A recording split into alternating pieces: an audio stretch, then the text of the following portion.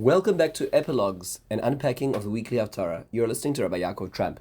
This week we're going to be looking at the Haftorah of Parshas Mattos, but actually it serves as the Haftorah of the first of the 3 weeks, and therefore sometimes will be applicable to Parshas Pinchas depending on how the 3 weeks fall out. These are what's called the Gimel de Puranusa, the 3 Haftorahs that lead to the ultimate punishment, the destruction of the Beis HaMikdash. In them, we're going to look at the first of these prophecies is the first prophecy of Yirmiyahu Hanavi. The second of the weeks is the second prophecy of Yirmiyahu Hanavi, and the third week is the first prophecy of Yeshayahu Hanavi. So we'll take a look at each of these in sequence. For this week, the Haftorah of Mattos, we are going to take a look at the introduction to Yirmiyahu. This takes us through Perek Aleph, the entire Perek to the second Perek, 3 Psukim in. Let's unpack it slowly, piece by piece. We're going to be introduced to Yirmiyahu, hear about his rejection of his role, hear about his 2 prophecies, his first 2 images, and then finally come full circle with the last message to the nation of Israel. Let's start at the very beginning. We're told that Yirmiyahu was the son of Chilkiyahu, and he was from the Kohanim Asher Ba'anasais. He was from the priests who lived in the area of Anasais in the land of Binyamin. We're told that Yirmiyahu is a prophet during the times of Yoshiyahu, the king, and also during the years all the way till Yoyakim, the son of Yoshiyahu, till the time of Tzidkiyahu, the brother of Yoyakim, the other son of Tzidkiyahu, until the Galois Yerushalayim, the exile of Jerusalem, in the 5th month, the month of Av. That means to say that Yirmiyahu essentially witnesses the prosperous times, the successful spiritual times under Yoshiyahu, and witnesses the demise under Yoyakim and Tzidkiyahu until ultimate destruction. There are another 2 or 3 short-lived kings in between. There's Eliakim, who is another one of the brothers, and there is Yechoniah, the son of Yoyakim, who also serve, but they serve for very short periods of 3 months each, and therefore they are not included in this description. Before going further, just a quick question is, where is Anasais today? So if you go down south, it is towards the area of Be'er Sheva, which is where Anatot is. Why are we being told about his lineage and where he comes from? So the first is that the Malbim explains that his father was the Kohen Gadol. Chilkiyahu was one of the Kohanim in the Kohen Gadol, and he comes from this provincial town, Anasais, which means to say, if you remember, that the Kohanim and the Leviim did not have their own territory. They lived in and amongst the nation of Israel, and so he was not beholden to people. He didn't live in the metropolis where he knew the politics of the times and who to please and who not to please. He lived in a small little village of Kohanim down south, and therefore he spoke the truth. He was not swayed by the exigencies of the time. Rashi also quotes Chazal that he was originally a descendant of Rachav Hazana, and the way that the Chazal put it is that Leisei bar kalkalasa detaknon avodahi, let the one who's the one of crooked actions who fix them up come v'levyokach bar metakanta metakalkalin avodahi, to give rebuke to the generation who may come from good stock, but whose actions are corrupt. So this is the introduction to Yirmiyahu Hanavi. We now hear about his initiation. So in Psukim Daled to Yud, we hear about how Hashem tells Yirmiyahu that you are going to be a prophet, Navi Bagoyim, that you're going to be a prophet among or to the nations I have given you. It seems very much more universal than just Israel, and Yirmiyahu rejects this. He says, Aha Hashem Elokim, Hine lo yodati daber ki na'ar anochi, I don't know how to speak, I'm yet a lad. There's a lot of discussion if you read the introduction of the Malbim and the Radak to Sefer Yirmiyahu. There's a discussion about how old he was and how that affected his language. In fact, the language of Yirmiyahu is much more simple, and there are many linguistic errors, in fact, in the way that he speaks. The Radak says this is a function of him being a lad. He was very young when he started, whereas the Malbim says no, that was part of the way that the Nevuah was given to him. Fascinating discussion which reflects on this topic. Hashem rejects his rejection and tells him that I'm going to put something in your mouth and you're going to speak to the nations. And what's his purpose is lintosh v'lintoitz. la'avid v'la'aros livnois v'lintoya. A lot of it's to destroy it, to uproot, but part of that uprooting is livnois v'lintoya, to build and to grow. In other words, there needs to be not a fixing, a patching over of some issues in Israel, but actually an uprooting of what's going on in order to fix it up, and that's what his job is going to be. Notice, by the way, that HaKadosh Baruch Hu says that I have made you a special person from when? Beterem etzorcho babeten yedaticha. I've known you, I've chosen you from in the womb. That's how far back it goes. It sounds like his kahuna, like his priesthood, which is something he's born into. His prophecy is also something like that. That not always the way it usually works.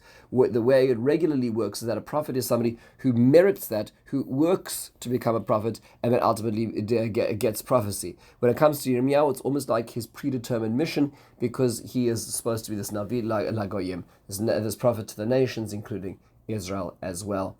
And so this is what the Radak and the Rambam struggle with is in this case, is that there seems to be a lack of preparation.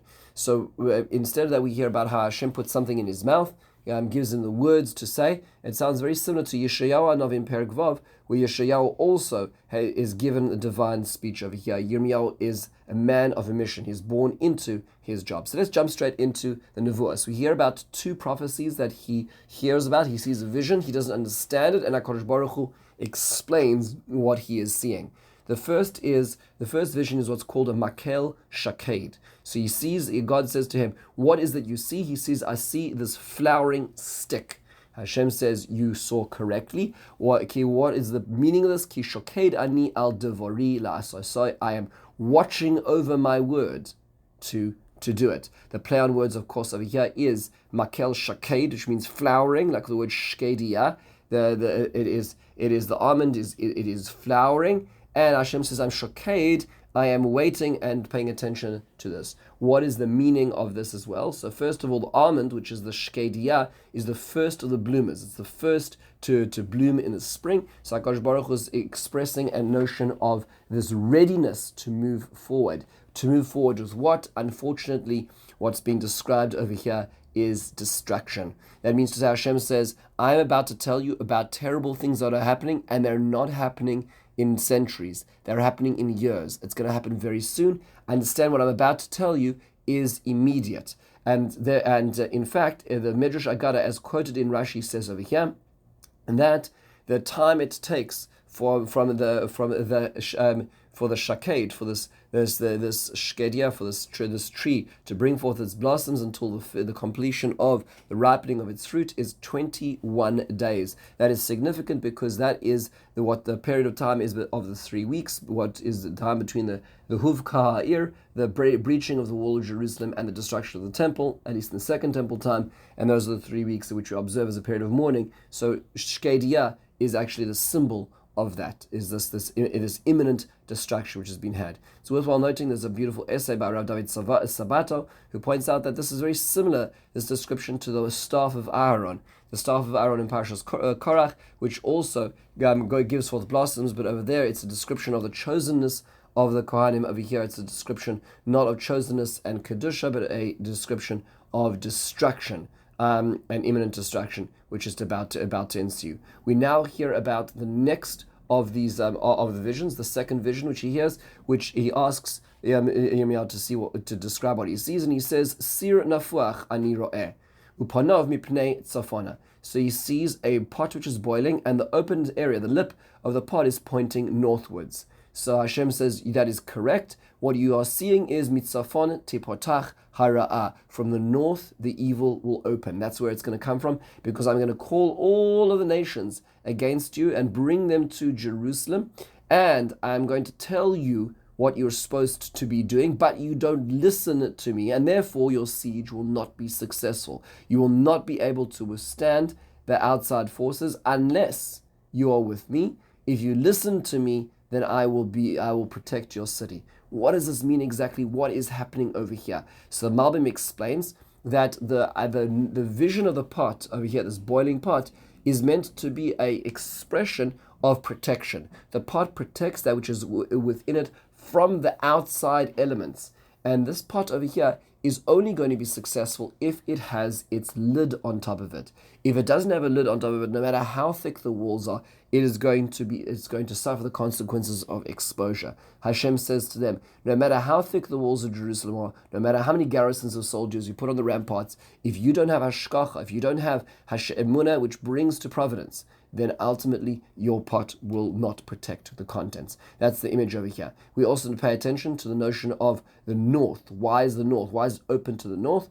So it seems that this is where, of course, Babylon is going to come. Bavel is in the northeast, but it's worthwhile also knowing that just as a basic point is that Israel is part of the Fertile Crescent, which means to say this is where travel, this is where the trade routes, this is where the war routes went through. Nobody could really attack from the sea at this point, although that did happen later on. And no one is attacking from the east because it's the desert of Jordan. The attacks always came from the north, and Assyria came from the north, Babylon's going to come from the north, Persia is going to come from the north, Greek is going to come from the north, because that's always the way in through the Fertile Crescent, which is being described over here. That's academically speaking. There is also Kabbalistically the notion that the north is a place where there are dark forces afoot, as the Gemara in Bava Basra on Daf Chof Hey tells us. The Malbim also points out over here that right now we hear about three ways in which Hashem speaks to him. First is his appointment as a Navi to build and to destroy. We next hear about the idea of Shaked al Devarai, that Hashem is saying he's going to be doing his prophecies very fast. And the next one is where it's coming from. So we hear in our Perek who he is.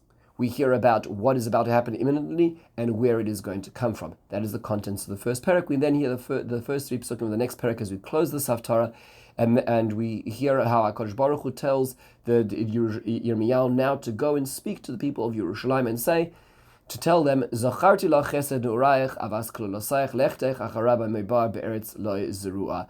I remember the days of your youth. I remember the days of our early marriage, when you walked after me in the desert in a time when it was very, very difficult. Hashem tells them, and he explains, Kadosh Yisrael Hashem. Israel is holy, sanctified to Hashem, gracious to V'asa, the first of his fruit. This is sort of this nostalgic prophecy. What is the meaning of this? So the Malbim, the Mitzudas points out that in any relationship, when it's in a rocky time, if we can go back to its initial, we can go back to where it started, the dedication, the vulnerability, the subtlety of that relationship at the beginning, then there is hope for that relationship. And HaKadosh Baruch Hu is saying, although right now you're not acting in a way which resembles the type of relationship that I want, HaKadosh Baruch Hu says, I remember the times that you did. I remember that the sacrifices you made when we walked out of Egypt and you went through the uninhabitable desert for the sake of this relationship.